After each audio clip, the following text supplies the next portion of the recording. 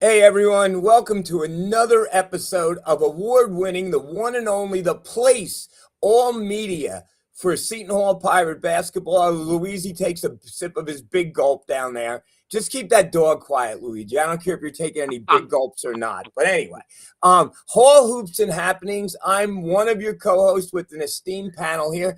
I am Nick from Milburn. I am joined by, we'll go real quick, Eli. Eli, how are you, buddy? I'm doing great. Great to be back here. Oh, Eli, we missed you. I say that from the heart.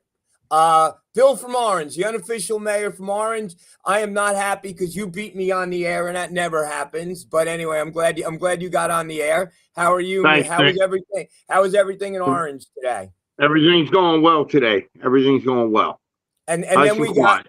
Paul, just a fan, but he's not just a fan because he wouldn't be so knowledgeable if he was just a fan. I'm not even going to say a super fan. Paul, you know your stuff. It's a pleasure to be associated with you. How are you, my friend? Well, good to talk to you tonight, Nick. And then our esteemed producer, Christina Marie. Christina, are you putting us live? Are we going to get any viewers? I don't see any viewers yet. None yet. Share But it. I did, and All right. I'm good, Dad. Thanks for asking. Dang, I'm glad. How many more days? 50-something. I have Michael embossing napkins, so we're working really hard over here. There we go. Oh, Frank, I like your hat. Frankie A. Frankie you is like one the of the new few hat? people that have been to a Final Four for Seton Hall, Final Two, actually. And Frank, how are you, my guy? No, good. How's everybody doing? Great to see everybody. Good. It's a play. It's nice to have a full boat. It really I was is. just going to say, yeah, well, two more, we could add the Hollywood Squares or the South Orange Squares. And then we have, last but not least, I don't even know if I have to say his name, the missing link, the person that everybody misses. I don't even know. What did you go to doctors today? What happened? Are you okay? I'm fine. I just had a migraine. That's all. It was No, probably you got something on your wrist. I was. Oh, this. Yeah. Did Oh. you have a test? No, this is from when I was in Cleveland at the Browns game for my grandfather's memorial.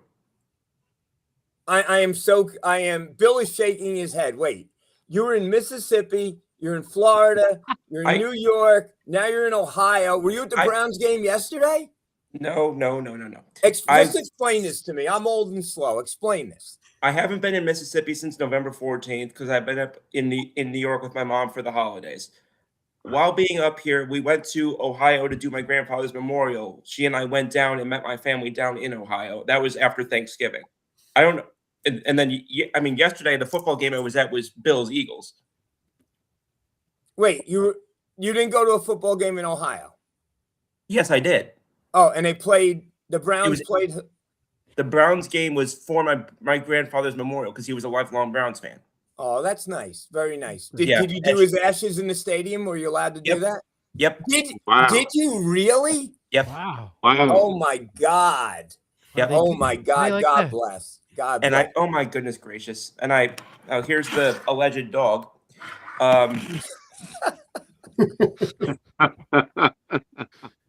He's going. You're muted.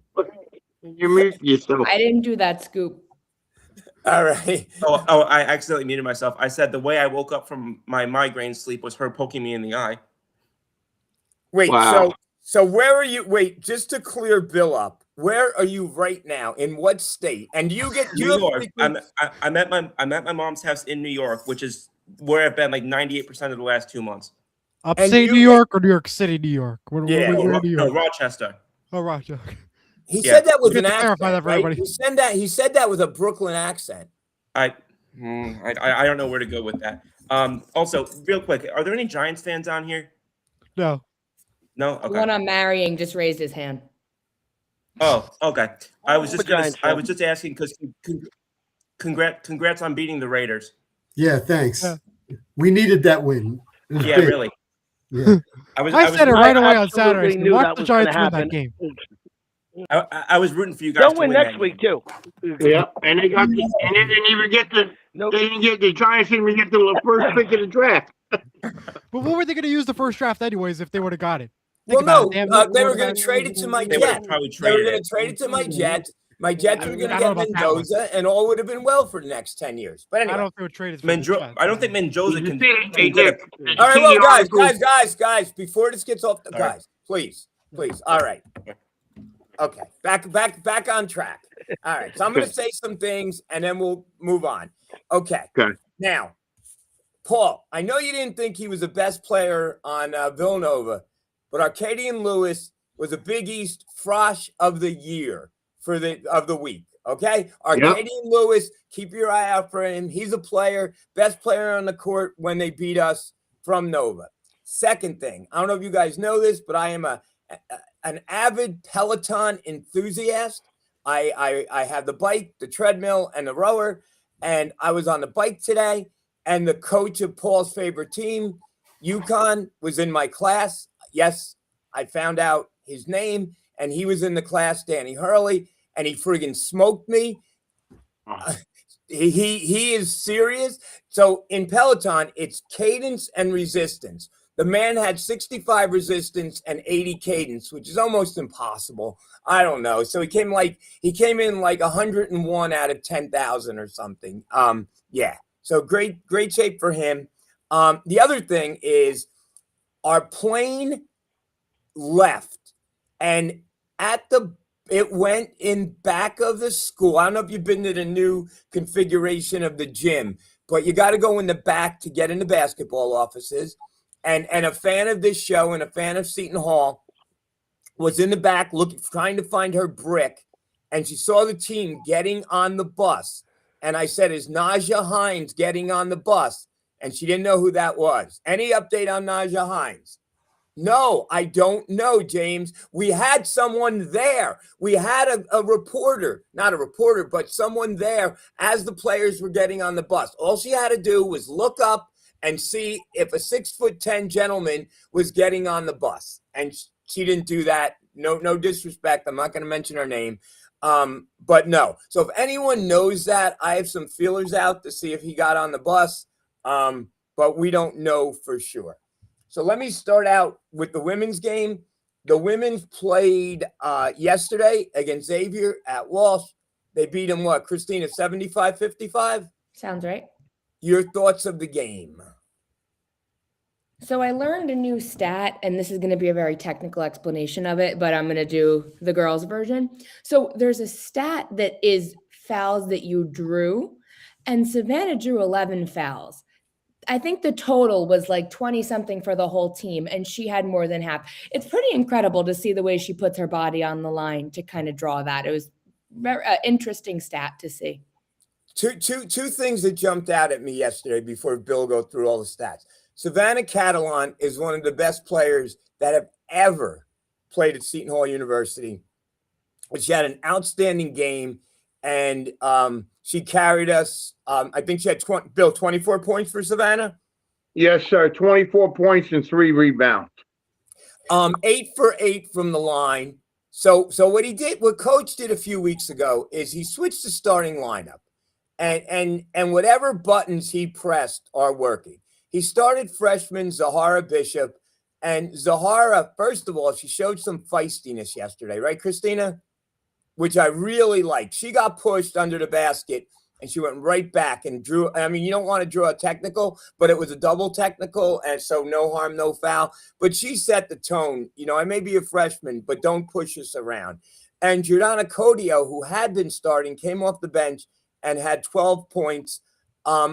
Jada Eads, who we absolutely love, had both her ankles taped up and was really grimacing in pain yesterday. I think only played 19 minutes, but she had 7 assists and really just really a tough player.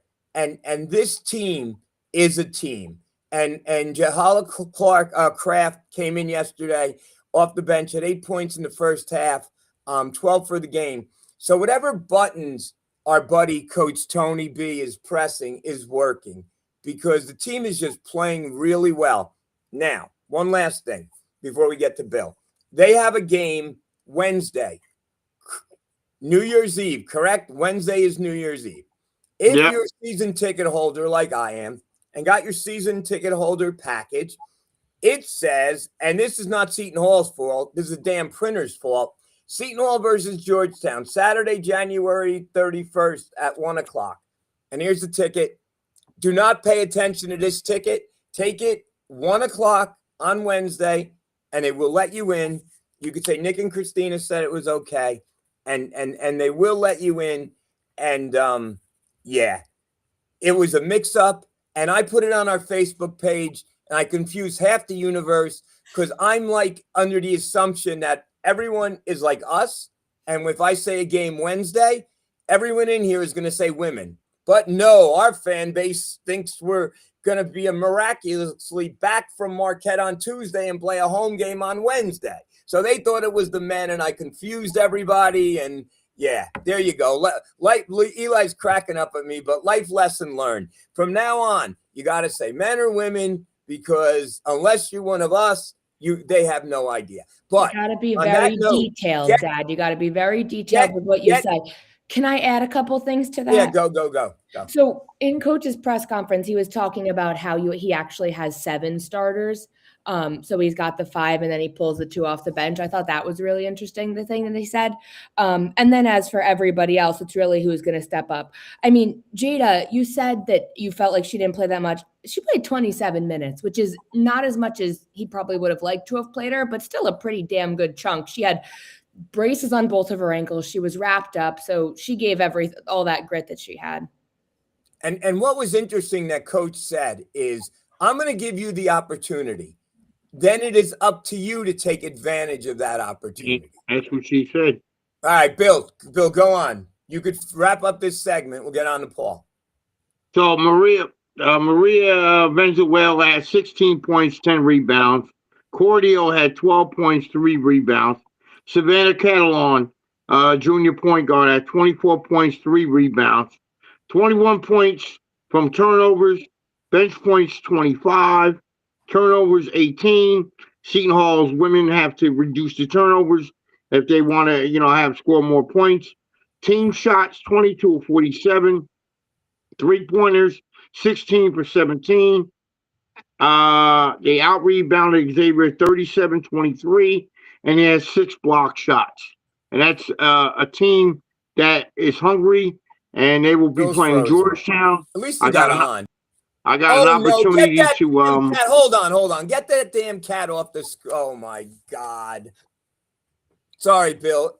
Eli's I thought we're learning not to interrupt today, so we're gonna forget. Oh my God. Well, I got an opportunity to watch Georgetown last night, Nick. And Nick against Creighton. Georgetown looks pretty good. They played moving the ball. They got, a good team.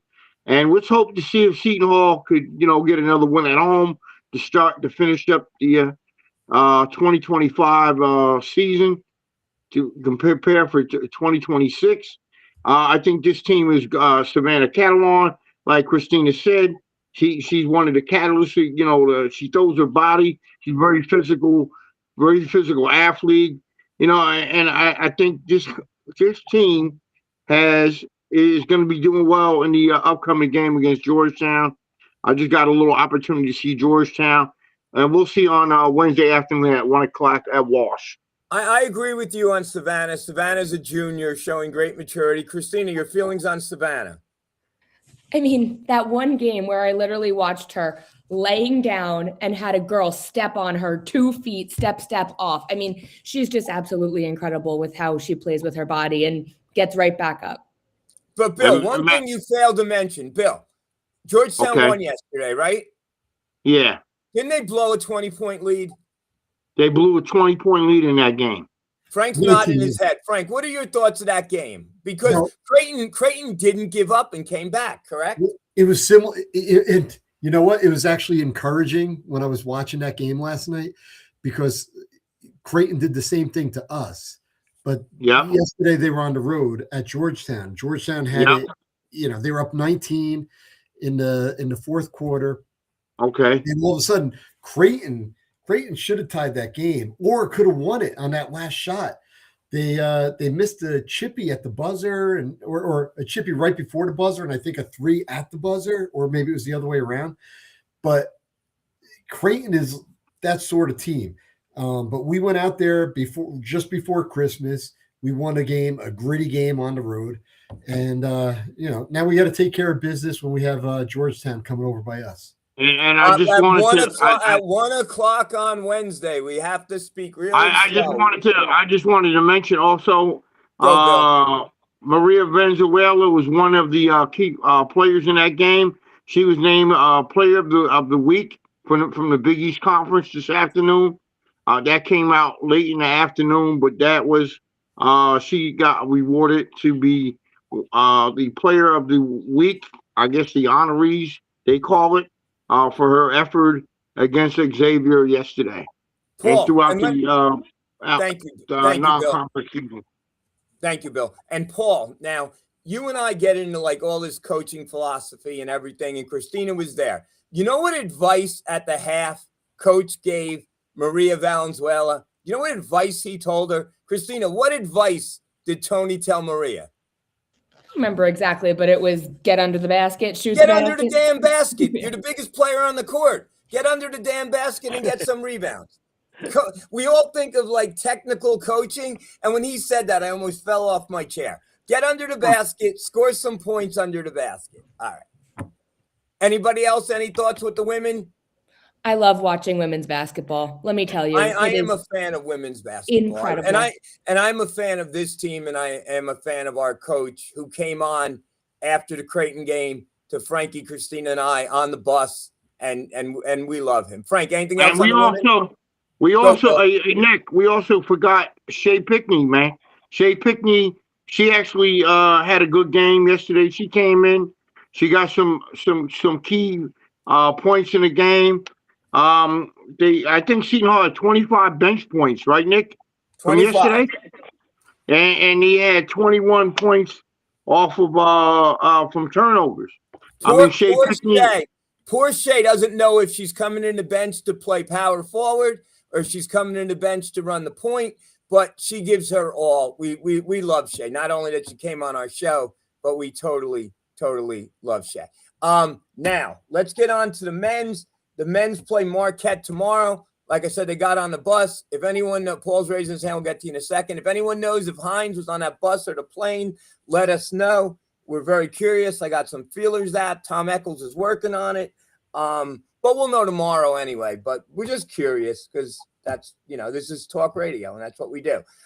What in the world is happening in Marquette before you give your analysis, Paul, with Zadeh Lowry? He got in a fight with the assistant. No, he didn't get in a fight with the assistant. Instead, he got in a fight with the head. What the hell? He thought we were. These remind me of the Bobby Gonzalez dysfunctional Pirates. Anybody want to take a stab at this? What the hell is going on with Marquette? Well, I could start. By the way, before we left, I just wanted to let everybody know Villanova's women are violating DePaul tonight. It's 58-24, and St. John's is up by 4 over Marquette. So that's sort of today's women's basketball. Certainly Lowry was unhappy. He was unhappy with his reduced minutes. Past 2 games he hasn't started. They were starting. I think the kid's name is Adrian Stevens, who's a freshman, I think, and a much better shooter than Lowry has been this year. As far as the fight is concerned, there are a whole bunch of rumors flying around. I don't think it's actually said specifically anything about any sort of altercation. But if you read Marquette's statement, it was a very terse. He's 80. Best of luck. Get the heck out of Dodge. And that was sort of, So I personally, I think that something was happened. I think there was certainly a personality problem, and I think that we all know that Shaka Smart is all about loyalty. He's all about having team and family, and I don't tolerate guys who are complaining about playing time. There was what I did see was that about Lowry that Smart said was, I want guys who, when they see their playing time get reduced, are standing on the bench cheering for the guys who are. I don't want to see guys who are sitting and down and sulking. And so I just have to believe Lowry was unhappy and he was becoming a problem. How big a problem? Was he a big enough problem to take a swing at a coach? That we probably will never get confirmed. Once it's the internet, right? Once rumors start flying around, the next thing you know, he'll have gotten into a fight with the governor of Wisconsin or something. Who knows?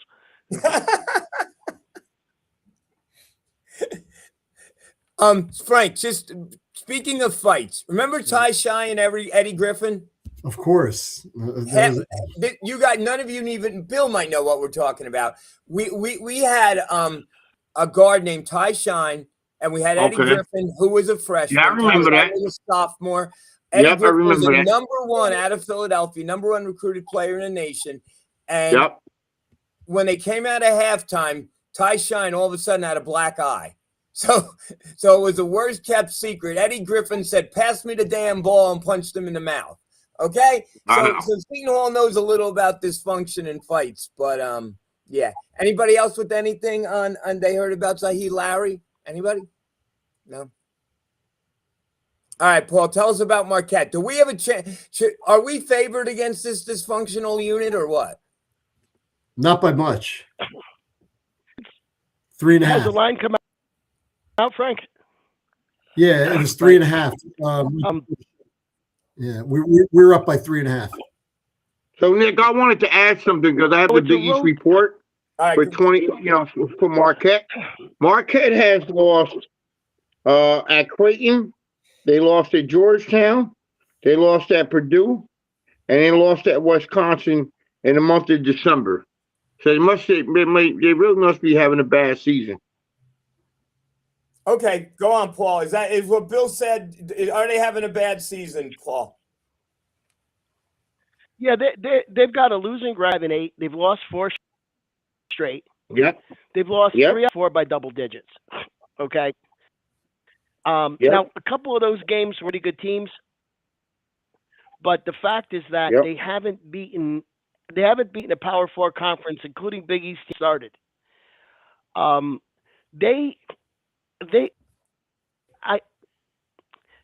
It looks like they've got the wrong guys shooting threes. Okay, when you clean the guys who are shooting, they love to shoot the three, right? Marquette's all about 3-pointers and pressure defense, and they even run that play where a guy will dribble to the foul line, turn around, underhand pass to a kid at the top of the arc. The 3 guys who have taken the most 3-pointers, including Lowry, none of them are shooting more than 30%. So it's almost like they've got these kids bombing up and missing. Shaka Smart has also complained about their defense. I think that one of the keys is going to be Hines, because they've got Ben Gold, who's a pretty good player, and he's 6'10", and if we have Hines, we can match up against struggle against a guy like Gold. Their best player is Chase Ross. He's a guard. He's been averaging 17 points a game, but he scored 23 points. And we have been very good at shutting down the best player. Unfortunately, Nick, with Villanova. Except, all due respect, except last game.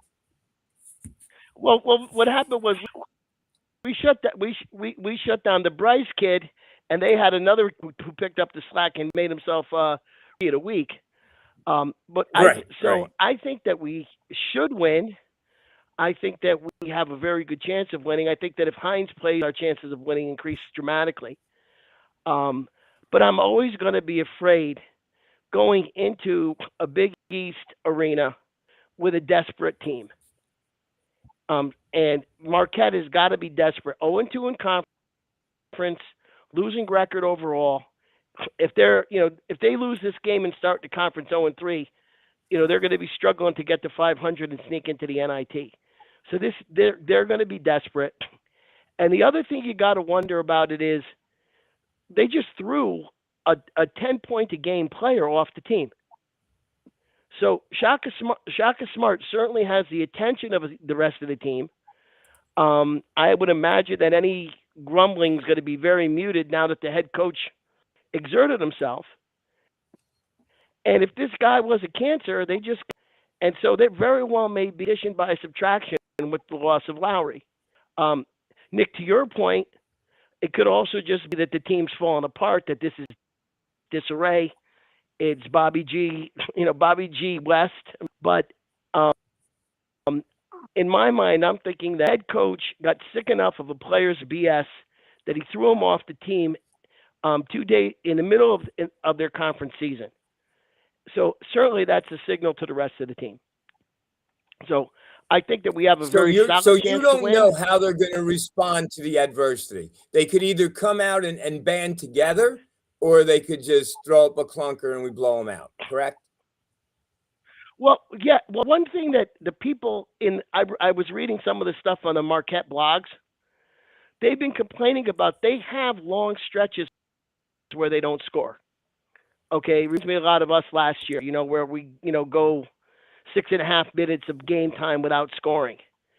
And obviously, if you do that against this Seton Hall team, you could potentially find yourself down 20 points, right? Because we can't score when we get hot. So I think that if they come out, are fired up, are playing a little bit desperate, we can find ourselves in a battle. If they get into those doldrums again, next thing you know, it's 42-20 Seton Hall at the half, out in the second half.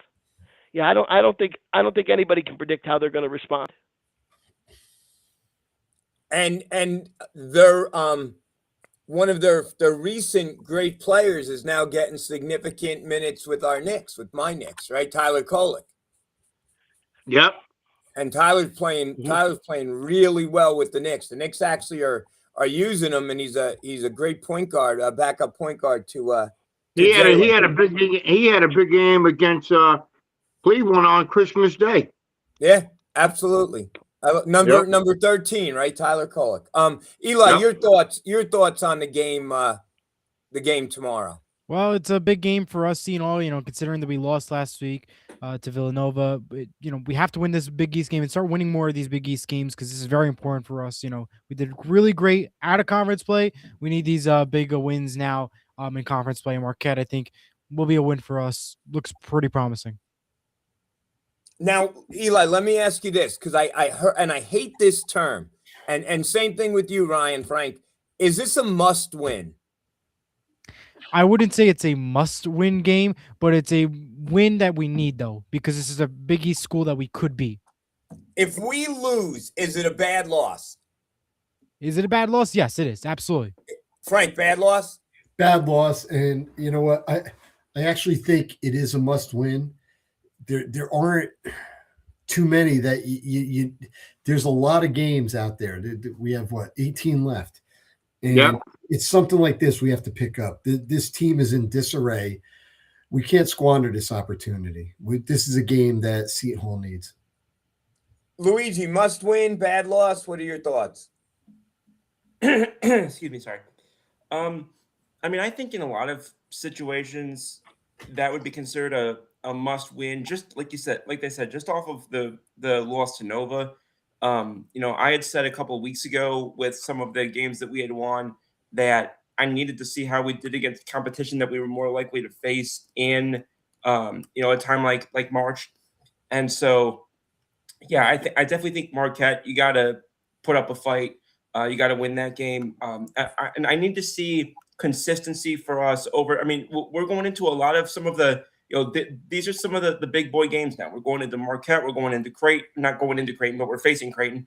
Going into G-Town, playing UConn. Like all of these next several games are games that are going to be both meaningful and against better competition than, no disrespect to them, but better competition than we faced earlier in the season. So, I need us to come to play in each of these games, be in each of these games, and really steal some W's that earn some respect and that make them really see, oh, this is not just a team that, is a little better than last year, but benefited from some of their easy scheduling early on. Like, we got to come ready to kick some people in the damn teeth. We can't. So you're saying we can't take anyone for granted? No. Yeah. Never. No. This team all year long, we can't. So guys, a winnable game, correct? We should. You guys are saying if we don't win this game, it's a bad loss. We should win this game. Absolutely. Because Nick, they're coming off of a loss against Georgetown on December 17th.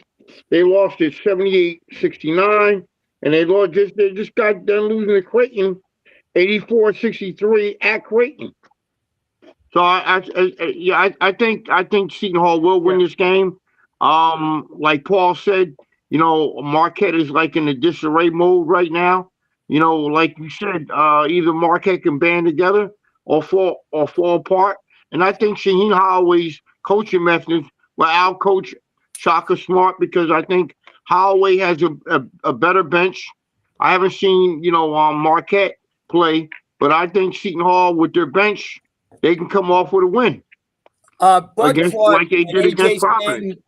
Bud Clark and AJ Stanton McCray, per my co-host and my great friend Paul, had their worst games of the year together. Are they going to rebound?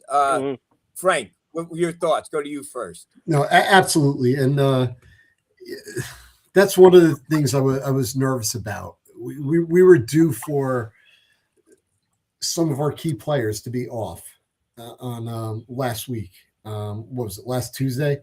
And that's what happened. And I'm not throwing in a towel next time we play down at Nova. I think if Seton Hall's a good shooting night, they could win down there at Nova, even though it's on the road. But yeah, no, I think that might be beyond them, and they're going to rebound. So you expect a rebound game. How about you, Eli? What do you think? You follow this team pretty well. Yeah, I follow this team pretty good, and let me tell you, the schedule just gets tougher from here. If you look at the schedule, and I forgot to bring this up earlier, but you look at the next upcoming games: Creighton, Georgetown, UConn, Butler, St. John's. Those are your next 5 to 6 opponents that they're facing up next. They're over 8 wins. UConn over 12. Butler is over 10 wins. These are much difficult competition down the line and down the road. And, this is a game that, Seton Hall has to get and has to understand what mistakes that are being made here and how can we improve as we head down the line to tougher competition. This is our third game in Big East Conference play. The rest of the games are just going to get tougher, and we'll determine if Seton Hall is truly deserved to be the ranked team as we are supposed to be. The Big East road wins are tough to get, but you think we're going to get this one? I believe we will. Always. Yeah, Paul, go. Paul, you're up. And I'd like to address something that Bill said and something that Frank said, because I think Bill hit it on the nose. He's talking about the coaches. Shaka Smart, we saw that we're vulnerable to his own defense. And when we go and play St. John's, Patino can play zone. Sean Miller can play zone. Xavier, Shaka Smart isn't going to play zone. I don't think he ever played zone in his life. Okay, so I think that we have, an opportunity to have a strategy matchup where we do. Shaka Smart likes to press. We have Bud Clark is an excellent ball handler. Trey Parker, excellent ball handler. Simpkins is an excellent ball handler. So their press, I've seen us beat presses this season very easily. We know how to do that. The ball goes to the middle. Clark takes it up. Guys clear out.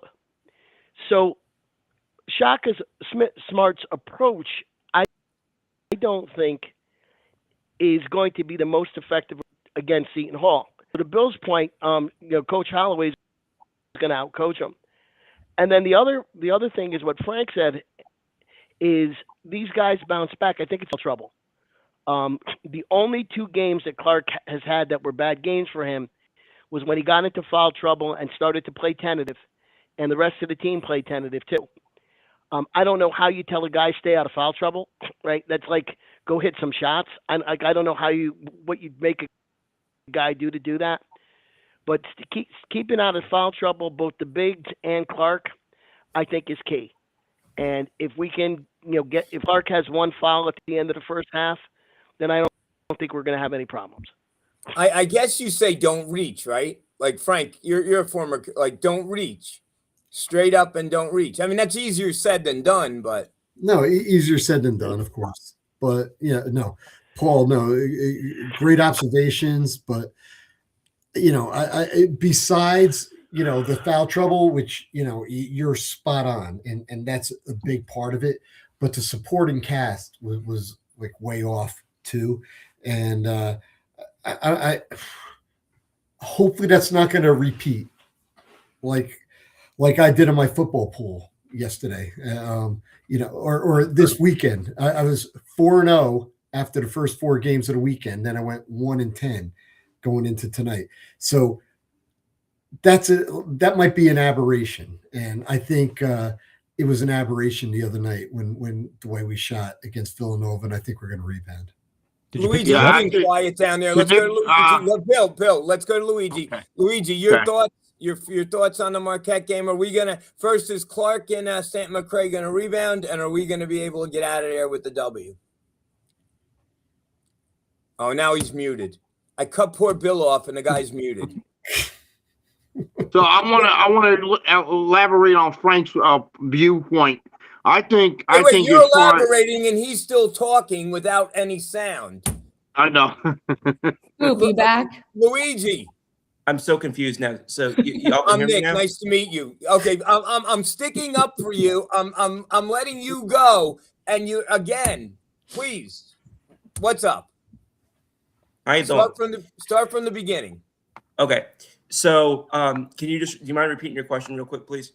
Oh my God. So is AJ Stanton McCray and Bud Clark going to rebound? And we lost poor Paul.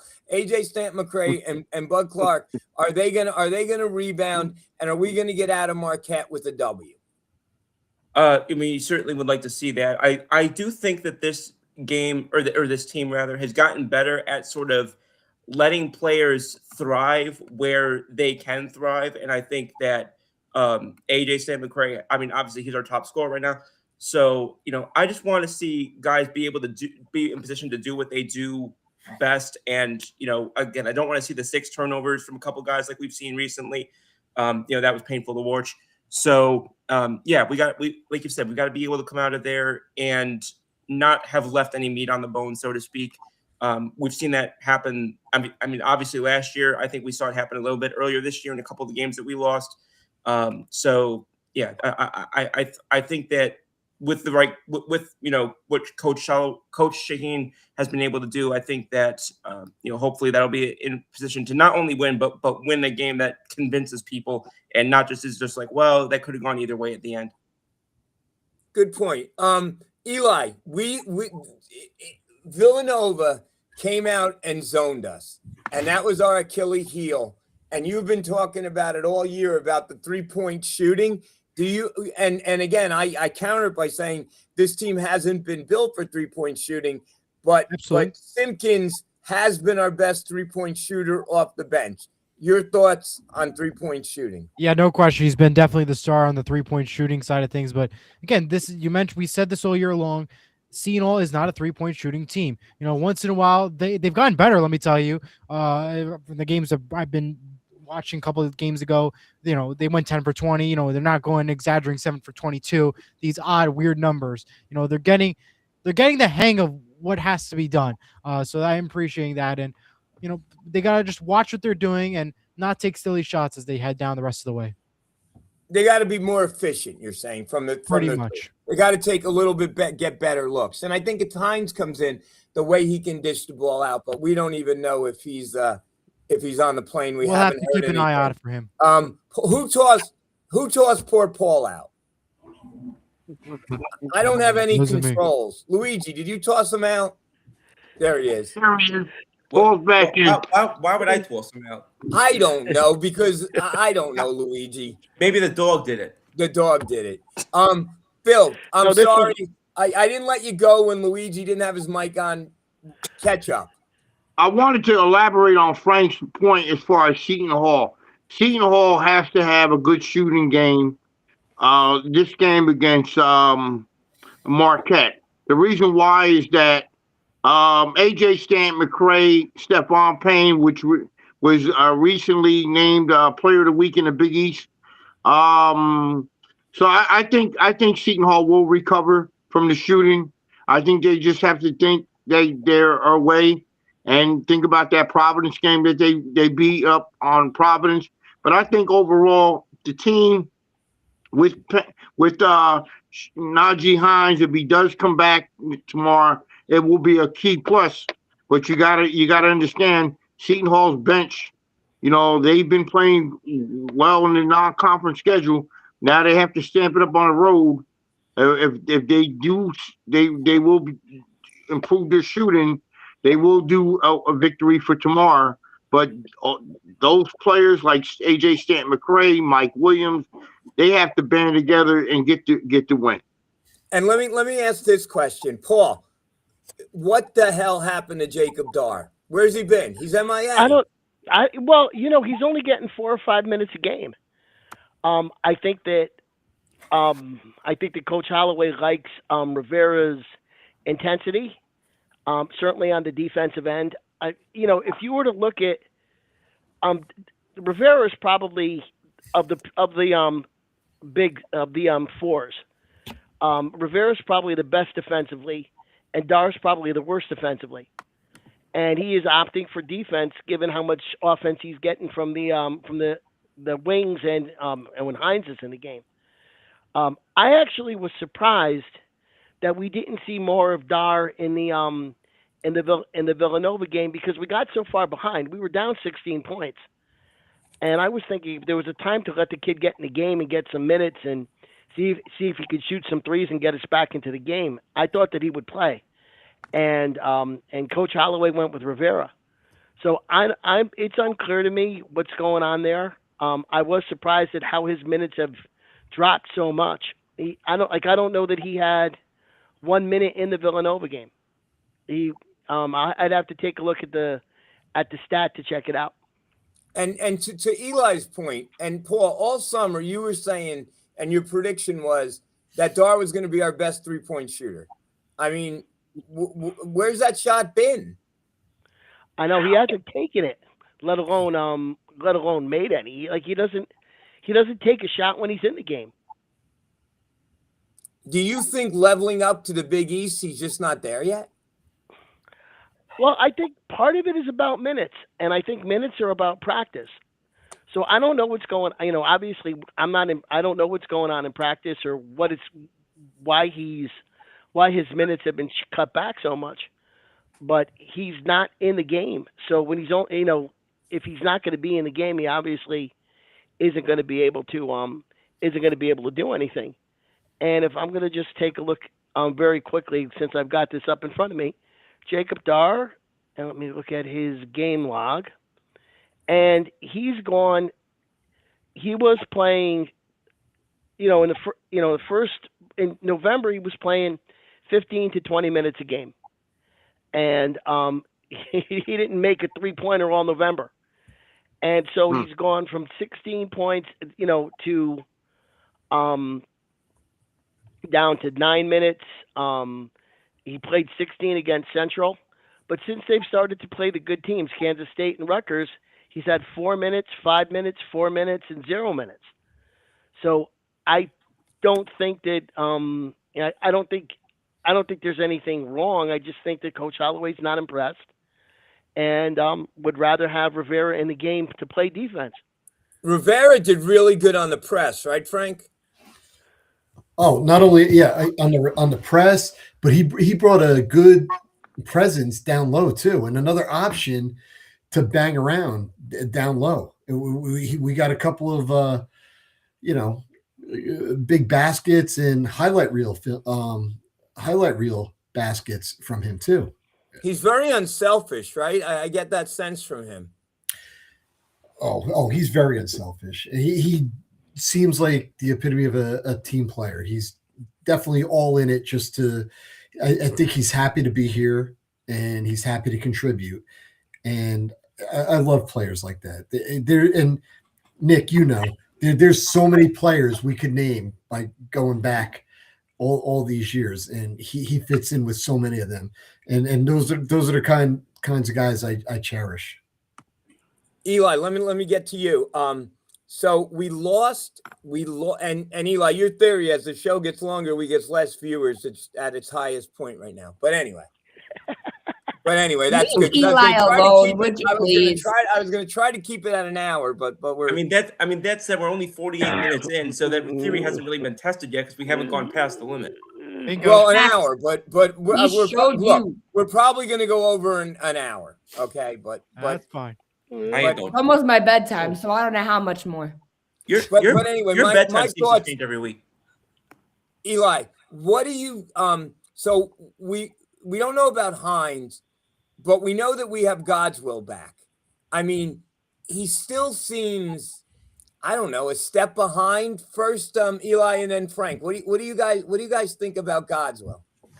He's a growing, developing player, and you're trying to get used to this culture from Seton Hall. Yes, it's been 13 games. Yeah, you can argue that one, but it's going to take a little bit of time. I think it's not exactly you're going to pick it up right away and get into the Seton Hall flow and culture. I mean, yes, it's a new team. Some of these other guys picked it up quicker, but to me, it's going to take some time. Maybe he's just not meant for this new college style of play. Yeah, Frank, your thoughts? No, Eli, that was perfect, the way you said it. And I don't know if Eli, if you watched him as much as we did last year, but right. I had I wondered the same thing. He did, improve a lot from game 1 to, game 15. But, now he was set back by the injury. He's trying to get back into the mold. I don't think it's not like, he's going to just jump right in and make this big impact. I don't want to talk bad about anybody, but, but when I saw the hypothetical starting lineups in the beginning of the year, and I knew we had Hines coming in, and this was before God's will was hurt. I saw the projected starting lineup, and I was like, wow. I saw Hines play in high school. I thought he'd be able to step right in. They had God's will as our projected, number 1 center. And they didn't even have Payne in the picture from whatever article I was reading. And I was surprised. But look, I think God's will is going to be a good player. But I think with the injury, I think that set him back. I think he made some strides last year, but he was like really raw, and he had, he has to overcome like some obstacles and get to the point where he needs to be an impact player. Bill, what can God's will add to this squad if healthy? I think God's will is going to be one of the key players if he gets healthier each game he plays. I don't know much about him, but he's Seton Hall's guy right now until Najee Hines comes back. He's a key asset to the team, and I think he's going to do well. Hopefully, we'll see tomorrow if he's in the starting lineup with Marquette against Marquette. You expect more out of God's will tomorrow? Well, yeah, I'm hoping. I'm hoping, because if Najee Hines is not playing, Shaheen Holloway has to go to him. And has to work that bench. Eli and Luigi, Elijah Fisher has been really playing well, but he's an undersized 4. Can you see a scenario, and I've said this before, where Hines, if healthy and back, and Payne, who to me is more of a 4 than a 5, play together? First Luigi and then Eli. What do you think? Okay. So, I mean, obviously, I think we'd want to see some of that on the court chemistry, because that's the thing. As much as I'm a numbers and analytics guy, sometimes there's certain things you just don't know until you actually get to see it in real time. Right. So I'd want to get some experience of that as well. But also, and again, I know this is more true in the NBA than it is in college, but positions are becoming so flimsy, for lack of a better word, and the boundaries are becoming increasingly blurred, that I kind of don't adhere to these sort of general rules of thumb for specific positions that I once did. Obviously, there's certain elements where you're going to be more at an advantage or more at a disadvantage. But if your game can make up for it in other ways, like obviously for a front court, what are you looking at? You're looking at rebounding. You're looking at blocking. You're looking at things of that nature. So a lot of it, I think, yes, I can see where that could be potentially a mark against him. But if he can make up for it in other ways, and if his chemistry on the court with players like the one you mentioned, I'm sorry, the name's escaping me right now. Hines and Payne. Thank you. Is better. I've seen it's like when they say in any sport, it's not just about the best 15 players. We'll say it's the right 15 players. On the court one time, it's not the best 5, it's the right 5. So you sound like Tony Bozzella. Good point. Eli, your thoughts on Hines and Payne? Will we ever see them together? I think we will see them together. I think it's just going to take some time. It may not be right away, but I think we will eventually see them by the end of the season. And who knows? Maybe this is what the Seton Hall team needed all along, but we haven't seen it in full picture. I think it's going to happen. Just a matter of when. Maybe as conference play grows on, I think we'll maybe see it. Thank you. And Eli, you mentioned analytics, and there is analytics in basketball. Tony was telling us that his analytics guy told him at halftime he needs more points in the paint, and he tells Mariana to get under the basket. So there is analytics. But Paul, you did one of the most elaborate spreadsheets this summer. Speaking about analytics, you took everyone's stats from last year and kind of projected them out to this year. How's that going? What do you think? So I haven't looked at the spreadsheet since I put it together last time because, once they started playing together, it was, such a different thing.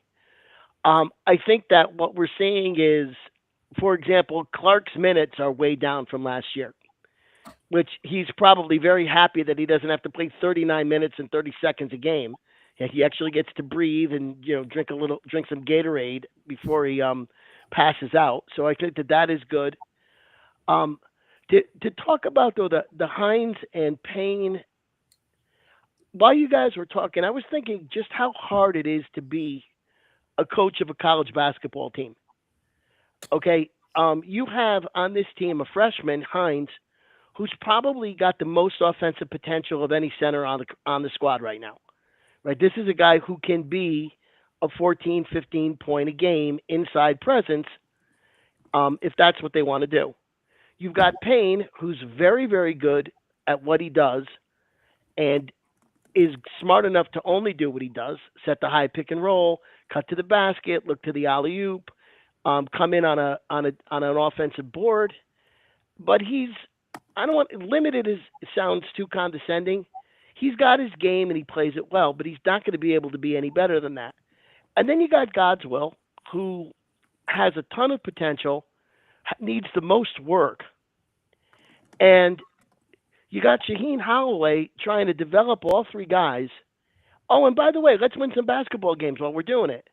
And I also have a backcourt to live with and try to figure out. I think that, really walking into this and seeing how hard it is to be a college basketball coach, try to develop players, win games, get guys to get better, figure out strategies. It really is very difficult. And as far as Hines and Payne are concerned, I think that Hines will get to a point where he will be offensive minded this season. And in that case, we might see Payne in the I want to say the Bill Cartwright role. That 4 who isn't playing a lot of offense, who's just going to bang people around and get rebounds and keep Hines out of foul trouble. Did Marvin Webster and Bill Cartwright ever play together? Yes. Is that the point you were getting at? They were the Twin Towers. Yeah. Sorry, guys, we're showing our age again. There we go.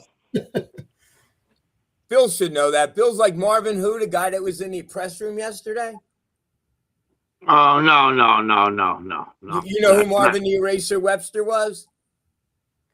I know he's a basketball player, though. Oh, there you go.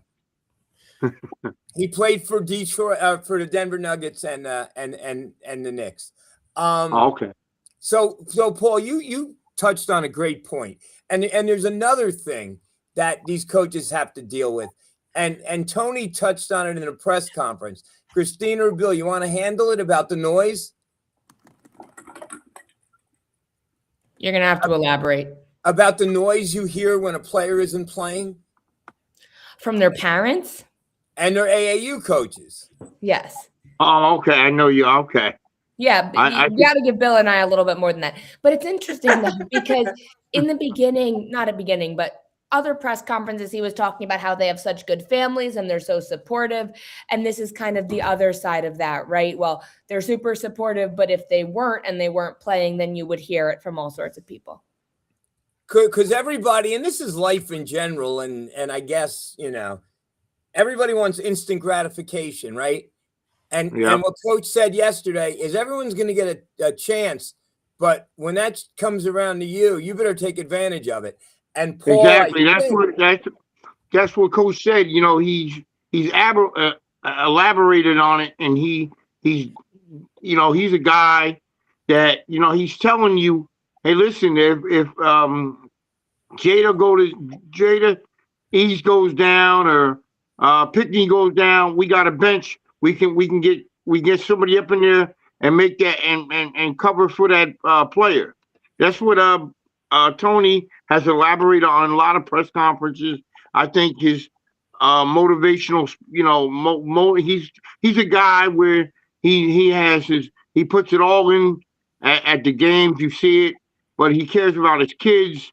I think this team this year has a lot of bench players. Shea Pickney against Creighton. J.D. Eads. I think, like he was saying at the press conference yesterday about Mariana. Hey, listen, you're the tallest player on the court. You got to go out there and hustle and get the key baskets that we need for the victory. And my point being, Paul, I'll get to you before we move on. Do you think Rivera and Godswill are making the most of their opportunities? Well, certainly Rivera is. Right. He was in double digits in points. He doesn't take a lot of shots. Personally, I think he's a terrible shooter. And he was 3 for 4, and he actually made some foul shots, which is something that doesn't happen very often. So he's certainly taking advantage of his opportunity. And by the way, I said Bill Cartwright. I meant Charles Oakley. This is what happens when you get to be 60 years old. Your brain just turns off. My father confuses Tim Raines of the New York Yankees with Claude Raines, who was in Casablanca, if I'm not mistaken. So that's my future. Sorry, that's my future. But at any rate, I think that Godswill. What I saw was he didn't seem to understand where he needed to be on the floor. Right. Right. Payne sets that screen. We've seen Hines set that high screen. Godswill was setting it almost at the center circle. So it was sort of like, he's got to get his court sense back. And I think once he gets his court sense back and gets game experience and a feel on the floor, I think that he's going to be fine. All right, let's go. Let's move on a little bit, and I'll let Eli and Paul go on this one. What the hell is happening at Baylor? Well, I understand that they just signed LeBron James, who actually he never went to college, so he has as much eligibility. He could certainly play at Baylor for a while to go along with this new center whose name I can't pronounce. But I am. So Najee, yeah. Yes. Eli, talk. Thank you, Mike. Christina, read Mike Pilardi. Another great show. We love you, Mike. Thank you. Mike runs the Mike. security for the Milburn school system, does an amazing job. Mike's a huge fan. I used to have seasons. Great. Christina, you remember sitting up there with Mike and Bert Brown and Mr. Burley and everybody else. But anyway, Eli, back to you. What's going on at Baylor? Because it's a mess. I mean, it's a mess. I mean, the pros want to go back. It's just a mess. And basically, James Najee, NBA, who was drafted, wants to head back. And now this coach is defending him. It's just a big mess down there. And it's out of hand. I mean, now we're having Where pros was go he back to drafted college. out of? Like that? He was drafted out of college? Yeah. Paul, you would have more on that. So I didn't think he played college. No, he didn't. He's from Africa. Yeah. I think he was just an international draft choice, and he came over to play, and he played in the summer league. He didn't play in the G League itself. He played in the summer league, and then he went and played professionally in Europe. But this is a guy who didn't. The rule was once you made yourself eligible for the draft, you weren't supposed to be able to come back. This guy got himself drafted, and now said, "Hey, just joking," and let me get out to Baylor. And I'm sure, I'm sure that he's going to do, he's going to major in molecular biochemistry. And although I shouldn't say that because Dikembe Mutombo, if I'm not mistaken, when he went to Georgetown, his parents were horrified that he chose a professional basketball career over being a doctor. And I think that my favorite player in history right there. Yeah, he ended up building a hospital, didn't he, Scoop? And a level 1 trauma. He spoke 7 different languages. Yeah. I'm pretty sure it was in the Democratic Republic of the Congo. Yeah, so I shouldn't make fun of this guy. He might be brilliant, but the truth is that what we're going to see. Someone mentioned this before. I heard an announcer. The revenue sharing in college basketball for a good player is better pay than you get playing professionally in the European leagues. Right. So a 22, 23, 24-year-old adult man can come to the United States, enroll in a college, and play 3 years of college basketball, 4 years of college basketball, making whatever it is that they're going to make. And, I remember back in the day when the NCAA was worried about people making satisfactory progress toward a degree. And for me, I think that colleges really need to start to think about the role of athletics and the educational mission of their schools. Okay, when you had students playing, even if they were recruited, even if they were getting money, even if they were getting money under the table, they still had to be students, and they were students representing the team. I love Elijah Fisher, but he was going to 4 colleges, in 4 years. At what point do we say what they're really doing is sponsoring minor league teams that have very little to do with the college campus? Well, it's not amateurs anymore, right? Let's go to Eli and then to Frank. You're not an amateur anymore, correct? Correct. Yes. Well, certainly they're getting revenue. I don't know how that counts. Right. How do you keep a guy academically accountable nowadays when they could leave after a year? Back, look at us when in our heyday, we had players who had to go to class. They had to keep their grade point averages up there. We worked our way to the Final Four. PJ did a great job with that. Robin Cunningham, the whole Seton Hall administration did a great job, and they brought that team up. And brought somehow we got to the Final Four, but they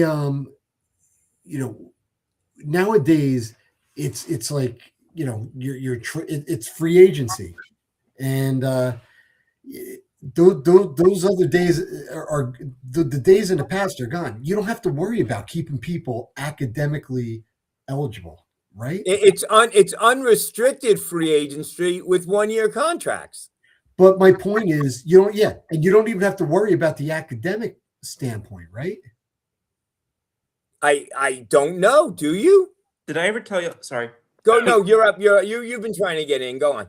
Did I ever tell you the story? I'm not gonna, give away the player's name. But there was a Seton Hall player. So when I was on campus there, I want to say it was 2018 or 2019. And there was a player there to whom I ran into. I would run into him periodically around the campus, and I asked him at one point. I said, "What's your major?" And literally all he said to me was basketball. Like that was the mentality for. I assume if it's for him, then I assume it wasn't just him that had that mentality. Well, let me just correct you, because I get kind of pissed when I hear this, and I'm sure some people have that mentality, but then you see like Michael Enzi, who Christina knows this because he spent a great deal of time on my couch. Michael Enzi's working on Wall Street right now.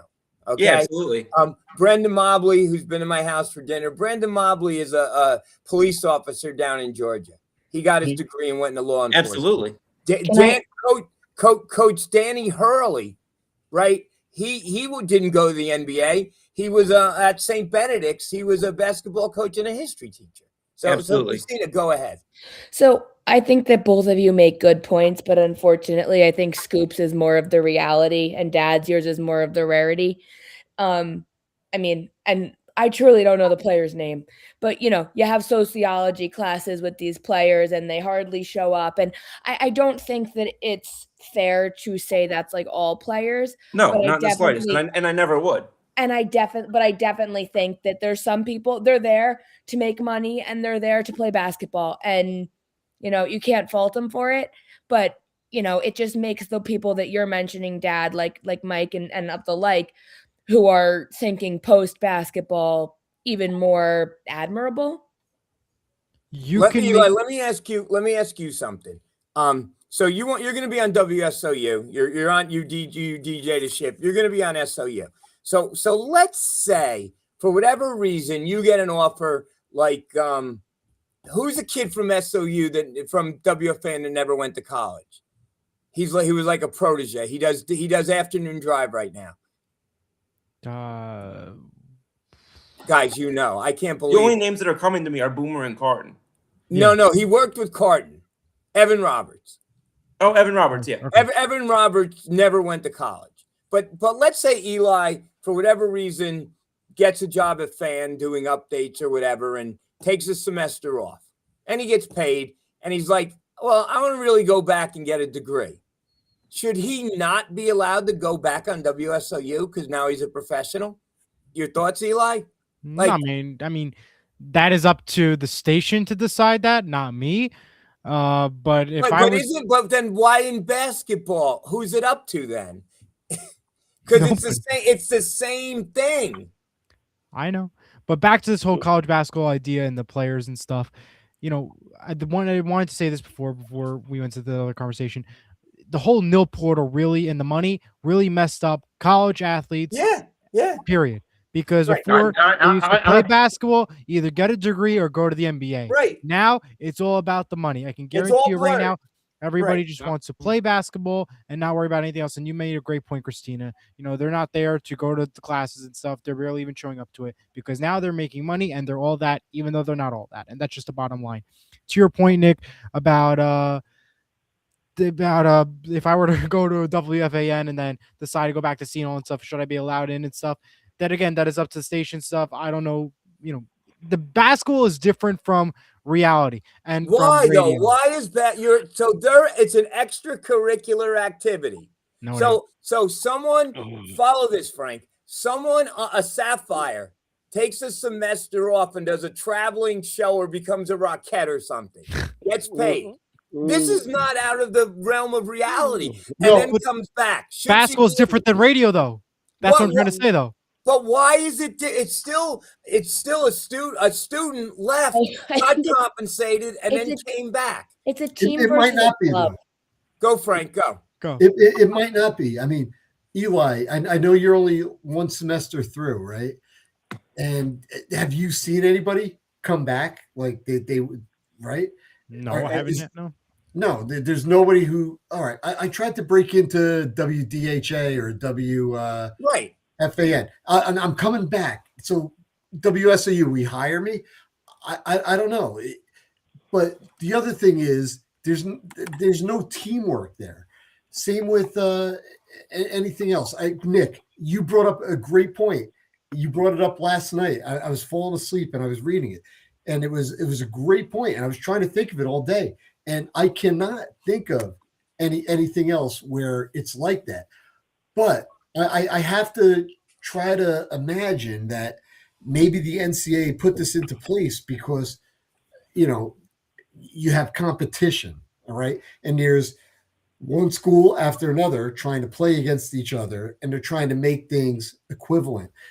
If you're talking about, all right, one stray student here going to break into PLJ 95.5 back in the day. Oh, you know what? I didn't make it there. So let me go back to school. I'm going to go. Maybe I could get back in. Will WSU take me? Yeah, they will. All right. That's rare, right? But will they be? My point is, are they allowed to take you? I mean, technically, there's no money involved, so why wouldn't they want free person to do it? But the person's a professional. They got paid at WFAN. And now they're not going to get paid. No, Right. at WFAN. How do we know? But No, Elijah, you hit the nail on the head. Right. You could get a nil. Nowadays they can, but are they? But that's my whole point. The thing's a mess. It's a mess. Well, wait, you know who we need here? We need like Chris Russo here. Oh my God. Paul, be a voice of reasoning. Well, so the NCAA messed this up from the get-go. Right. When you think about it, okay, the original case was a swimmer in Arizona. They were selling posters of him, and he wasn't getting any money. Okay, the guy's name is House, and he filed a lawsuit. He said, if you're going to sell a poster of me in my Arizona swimsuit, I ought to get a cut of it. That was the case. And very simply, what the NCAA should have done, because I want to get, Nick said these guys are professionals. Technically, they're not. Technically, they're not getting paid to play basketball. Technically, they're getting a share of the revenue generated from their team that they're on. But they're not getting paid to play. That was a big thing in the House settlement, okay? If they get paid to play, they can form a union. If they form a union, they could bargain. If they bargain, then we have a whole new game that the colleges don't even want to get themselves involved with. So they're getting paid because they're on a team that makes money. They're not getting paid to play. And that's what caused the insanity. Okay, if the NCAA had said, look, every school, we're going to take every conference, okay, we're going to look at their TV contract. Every school can pay this much. If you're a senior, you get $125,000. If you're a junior, you get $75,000. If you're a freshman, you get $20,000. Everybody gets the same, and everybody's just getting a share of the revenue. Then we wouldn't have the situation we're in. But these idiots decided to and we still have guys going in the portal because guys would want more playing time and all the reasons they always went into the portal. But you wouldn't have guys marketing themselves to the highest bidder, which is what we have. And you would actually have guys who would go back to making decisions about where they wanted to play that involved more than just who was going to give me the most money next year. They might actually make a decision on a college based on academics. Bill, because it doesn't matter where they go. Bill, you're a fan of the NIL, right? You love it. No, absolutely not. I'm not a fan of NIL. I thought the NIL it has destroyed college basketball to a point where I think I just think that. I mean, we're paying these athletes. You're actually paying them to play college basketball. Not according to Paul, you're not. Well, I mean, I don't know. I mean, NIL has destroyed college basketball. Okay, but look at the NBA. I'm going to give you Eli. I might need your help, or Paul. The average age of the NBA player could go to the draft. I think he's 18 years old. Pretty much. I mean, look at Dylan Harper. It used to be a couple years older, and then they drew it back. Yeah, And look at that. I mean, you're 18 years old, and you're eligible to go to the NBA in the NBA draft. I mean, come on, it's all about the money. It's all about the money. Bill, you said it ruined the game, right? But yet you ruined it, killed it. But you worked the NCAA tournament last year, right? Yep. The place was empty, right? No one was there. Nope. It was sold out. I know. And it was sold out. It's about the money. It's about the money. Right. It's about the money. The TV ratings were never higher in the NCAA tournament last year. I agree. So you can't say it can't. Look, it sucked for us. But people are watching and they're making money. So who cares? They don't care. Frank, no, they don't. Help me. Like there's more revenue being generated than ever. There is. You're right. And TV contracts. Now you have True TV. You have Peacock. You have all types of money going around. And for the people that have money and the executives, it's perfect for them. It really is absolutely perfect. For us, the fans, it's horrible because look at the competition that we're seeing now. We're not seeing upsets in the March Madness tournament like we had in years past with St. Peter's. It's different. Right. But the ratings were through the roof. Let Frank talk. The ratings. Let Frank talk. Yeah, let Frank go. Frank's been trying to get in. And then Mike says to make the NIL work, all players should get $50K each. That's chump change. Well, wait, but then you add it all up. That's a lot. But anyway, for the time being, Nick, I know, but look at the way things are going.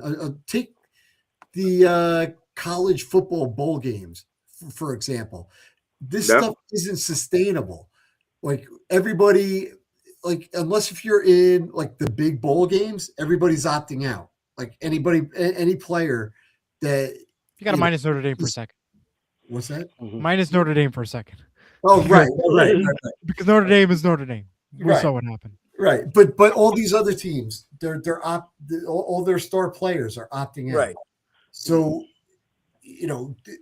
I don't know how long ESPN is going to be able to sustain that, and that's from the college football bowl games.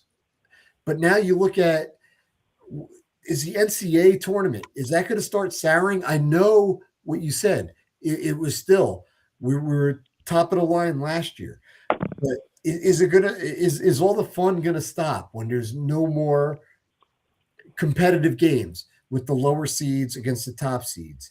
And it's going to be the same usual suspects in the Sweet 16 and the Final 8 year after year. And let me, again, before I go to Luigi, let me just play devil's advocate again because I'm good at that tonight. BYU, they're not the usual suspects, right?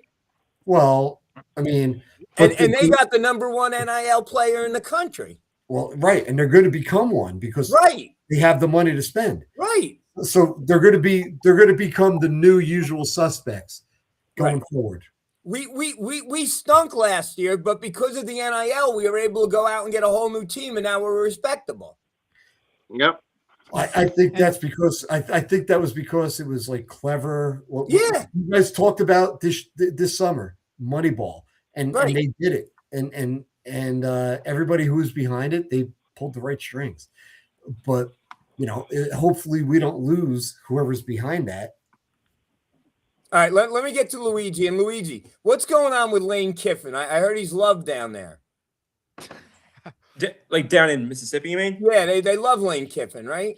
Oh yeah. I mean, a lot of the locals do. I mean, I've never been a Lane Kiffin fan growing up as an Alabama Crimson Tide fan. But also keep in mind, like I haven't been down there since the transfer where he kind of eked out and went to LSU. So for all I know, maybe the tone has changed down there around him since I was last down there. I'll have to provide an update on that when I return to the premises. But I'm somebody who was never much of a Lane Kiffin guy to begin with, and I know a good number of people down there who harbor the same sentiment. But I also do know a good amount of people who who could manage his fan club and probably would do so for free. So what do you think about this whole NIL fiasco? I mean, I think I've said this before. I kind of think that, like, I certainly get the vision behind it. I think the implementation and I think the execution of it has been piss poor. But I think also that it was something that you were going to have to try and make tweaks of and kind of reorient and recalibrate as time went on. I don't think it was ever going to be implemented and then it was going to work perfectly from the beginning. I don't think that was ever realistic. But I do think that there's got to be. I mean, we've talked about it in the past when it comes to some form of either a salary cap on certain things, or if you get a guy in the salary cap, if you get a guy in the NIL portal, then he has to sit out for a year, or that's the only transfer he can make. Things of that nature, limitations on it, boundaries on it, guardrails on it. I think those were always going to be necessary, but I think you had to watch the process play out first to kind of know what needed to be addressed. All reasonable. Guys, this is a discussion we can go on and on and on, but I think one thing we will all agree on, this is a mess. This is a total mess, and things change all the time. And just credit to our athletic director, Brian Feld, who I'm a fan of, Brian Feld, because when Brian got the job, this isn't what he signed up for. He didn't sign up to be Brian Cashman. He signed up to be Brian Felt at Seton Hall. And this thing, right? And this whole thing is just a mess. And you just got to go with it. Christina, come on back on. We're gonna wrap up. So the question I have is, Bill, in the Hathaway household, is your Christmas tree still up? No, I took it down. When did you take it down? Today. Wow. Paul's your tree up?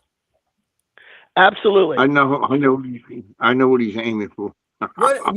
No, my wife took my tree down yesterday. She wanted Your wife wanted to take your tree down. I'm saying is though, the money hasn't fallen from the tree yet, right, Nick? Well, Christine, is your tree up or down? Your tree's up. So we got 2 up, 2 down. Frank, up or down? Oh, it's up. So 3 up, 2 down. You know who I'm going to have be the tiebreaker. Eli, up or down? My studio tree is out, so I'm down. So we're 3-3. All the pressure. Oh. But wait, hold on. Let's clarify this though. Which state are we gonna allow? Yeah, what tree? The guy has multiple trees. Which state are we choosing? Which tree? How house? many trees do you have? No, but wait a second. The guy's got 7 names, 5 houses. I mean, is it possible you're bridge in a pear tree? How many? Scoop, is it possible that you're like 3 people? 4. What? 4. Is it possible that you're 3 people? I don't even know how to answer that question. Congratulations. I'm almost 26, and it's the first time I've ever had no words. Are any of your trees still up? No, but I will. But I have to. But I have to add. Did they ever go up? That's what the caveat I had to add. Never went up.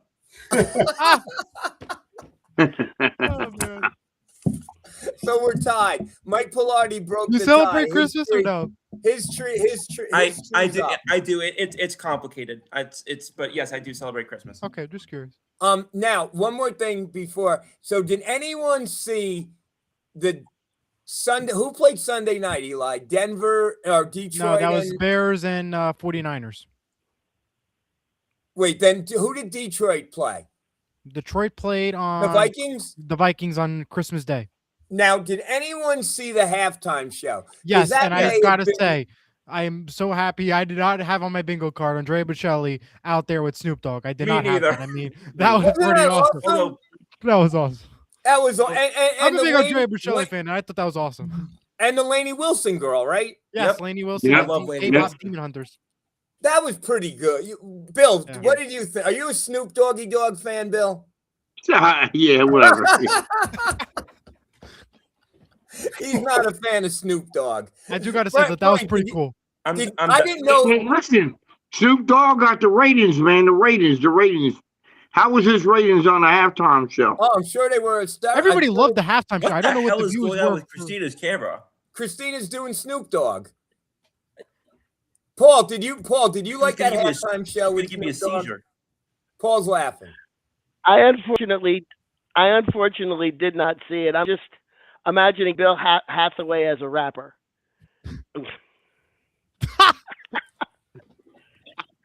Well, is Bill Hathaway an East Coast rapper or a West Coast rapper? I'll do the West Coast version. I don't know. I think he's an East Coast Brooklyn rapper. Bill's Coast- gonna East get Coast Suge Knight. Orange. Bill, you're gonna get Suge Knight on this show. Yeah, I'll probably get him on. We'll get him on. All right, Luigi, what did you think about the halftime show? I enjoyed it quite a bit. Although it's funny. I had just gone to a concert 3 weeks ago, and it was a Zach Brown band concert, and he had a hologram of Snoop Dogg at the concert. So apparently Snoop is making his appearances everywhere these days. He had the Arizona Bowl. It's a Snoop Dogg Arizona Bowl. So he had a bowl named after him too. Yeah. I mean, I mean, Pit Bull has I don't know how he's going to top that. That was great. Christina, what did you think about Andre Bocelli? I gotta keep my camera off so I don't give Scoop a seizure. But I gotta say, my father or soon-to-be father-in-law loves Snoop Dogg, so that was a big conversation. There was a Snoop on the Stoop gift for Christmas. But did anyone know that Netflix was going to have a football game on? I did not know that. Yes. Yeah, yeah, I did. The younger people knew. Us old people did not. Yes. And well, I mean, Bill knew because he watches Sports with Mano Mano every Saturday, 10 a.m. on Surge and also on our channel. Did you know that, Bill? Yeah, yep, I knew it. All right, Paul, what did you think? Paul's raising his hand.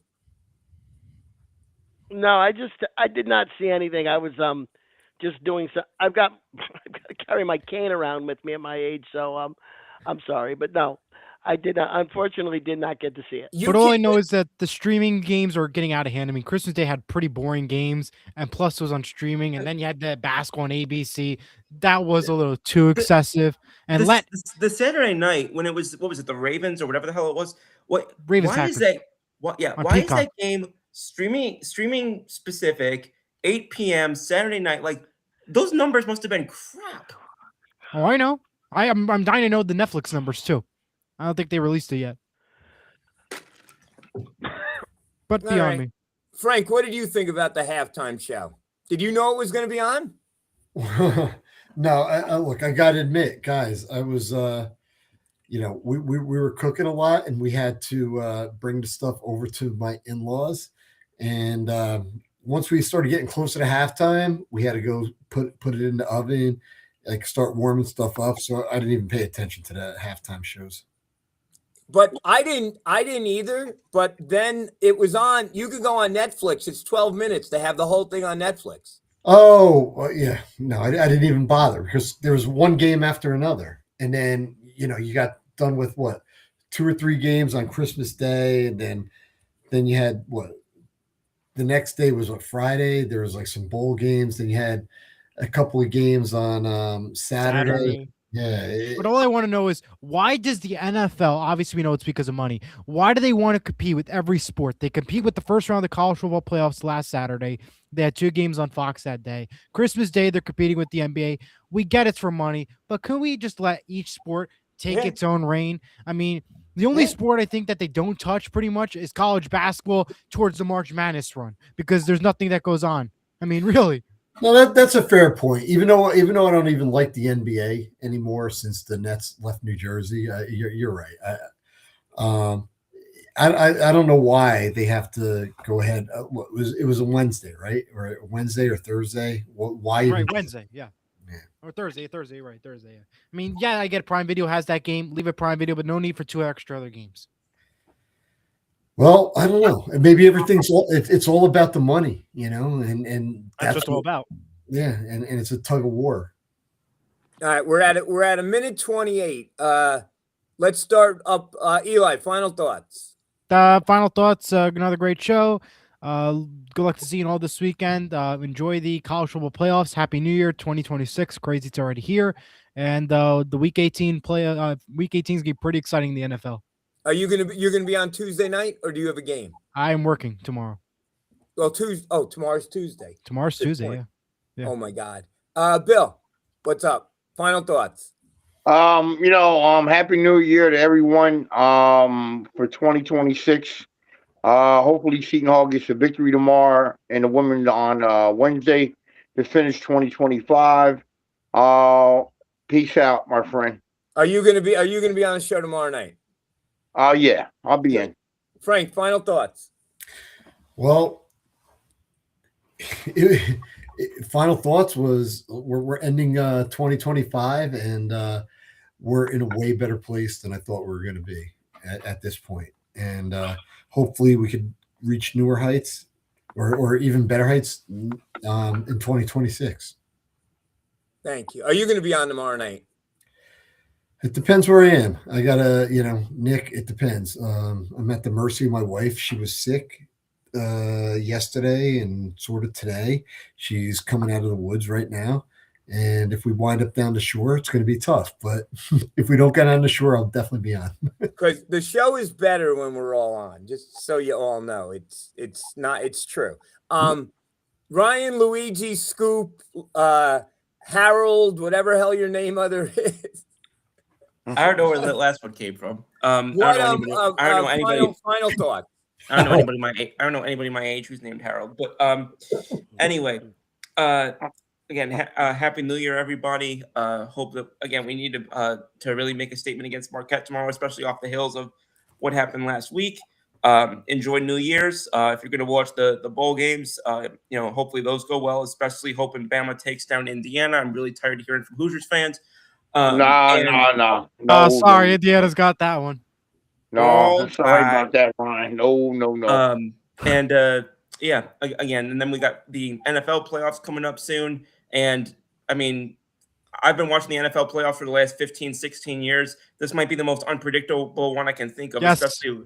We're going to talk about the playoffs and Super Bowl, but we'll do it next time. All right, sounds good. Yeah, I mean, who would have thought such a historic year from Matt Stafford, except when he's playing the Panthers and the Falcons? They ain't going to be the division winner, that's for sure. Are you going to be on the show tomorrow night? I'm gonna sound like Taxi Driver. You talking to me? Yes. Yeah, I expect to.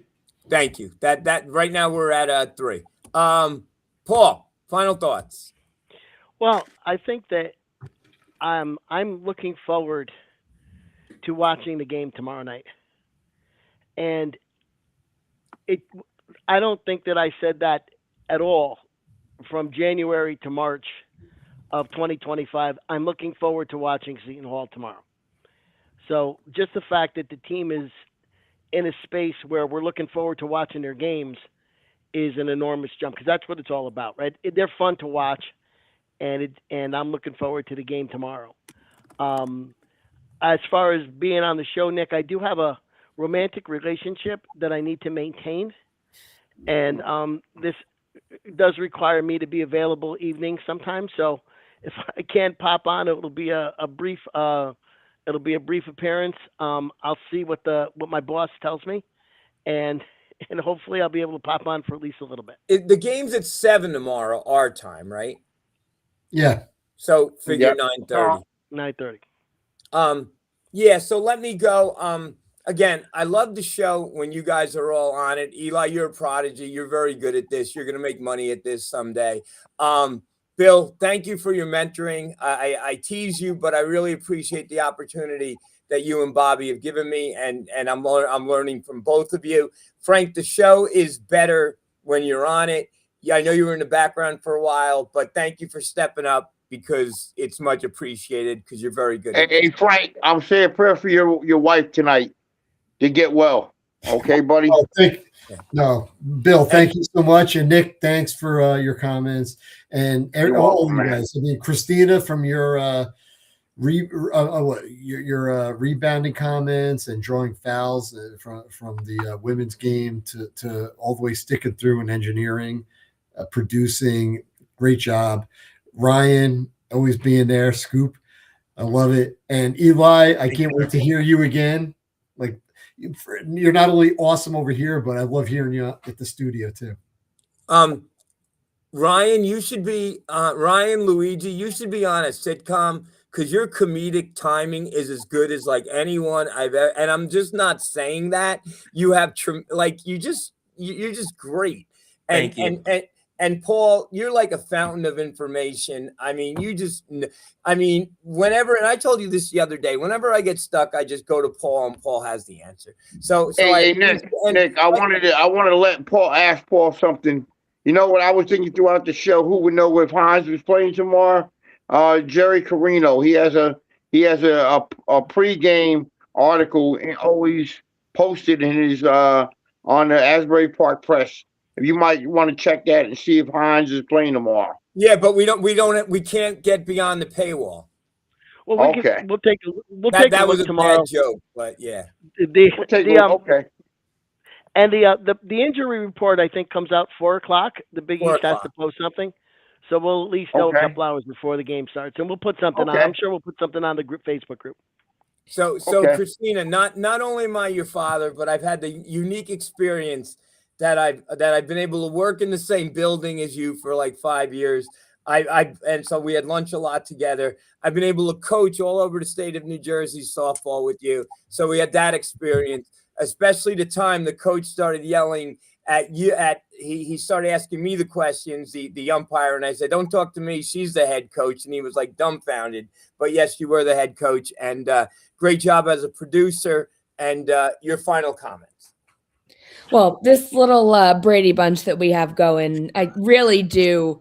I mean, everyone works so well together. Everyone's got so much to say. Everyone's so passionate. But, everyone gave everyone such lovely praise. But, Dad, you steer the ship. You have so much knowledge. I don't know how you fit everything in that darn brain of yours. But, you deserve some shout outs, too, because you are the brains behind it. But, yeah, my final thoughts. I mean, in being involved with all of this and in going to more games. I mean, women's basketball is it. It's men's is great, but women's deserves a little bit more props, I feel. So I will continue going to that and continue enjoying that. One thing I learned, and Eli hasn't been in a press conference yet. I learned, and I'm not there, but I there yet. But when Matt Sweeney looks around the room, he gives respect to senior person. So Bobby gets the first question, and when Bobby's not there, Bill Hathaway gets the first question.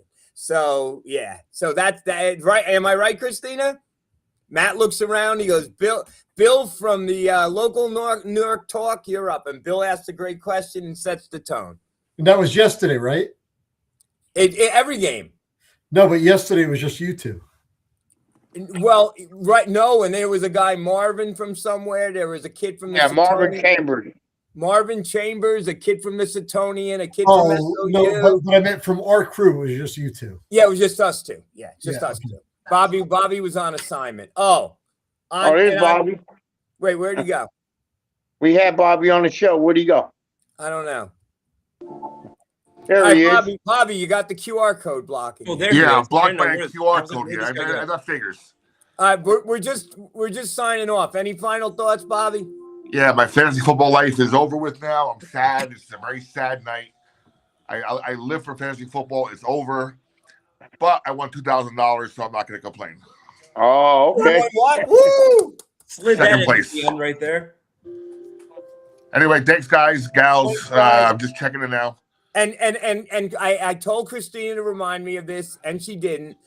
This is brought to you by the financial donations of Surge Sports, who we love and we sponsor. Watch Surge Sports. Not only for this, but for all the content. It is amazing. Surge Sports. And tomorrow night we have St. Mary, Eli's alma mater versus Nick from Milburn's alma mater, Columbia Maplewood. Are we going to do the show good at the game. same Great game there. Are we going to be able to do the show at the same time? Do we? You should be able to be on both. Yeah, I mean, you're going to be on 9:30, and the game should not go to 9:30, so you'll be Okay. fine. You probably won't be on. I'm not sure if Roku and Amazon allow 2 shows at once, but YouTube does. Well, yeah, but they're not going on until 9:30, so I think they should be. Oh, yeah. We'll start by about 7:15. If the St. Mary game goes to 9:30, we got a problem. We got problems, yeah. Roar, Cougars, roar.